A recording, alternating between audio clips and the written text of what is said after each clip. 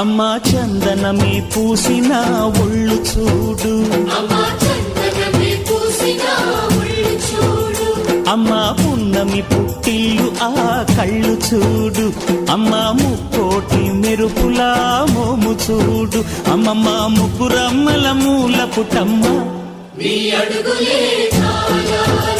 అమ్మా నిప్పుల్ని తొక్కిన నడక చూడు,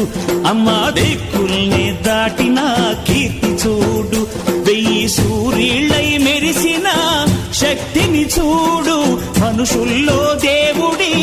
భక్తుని చూడు.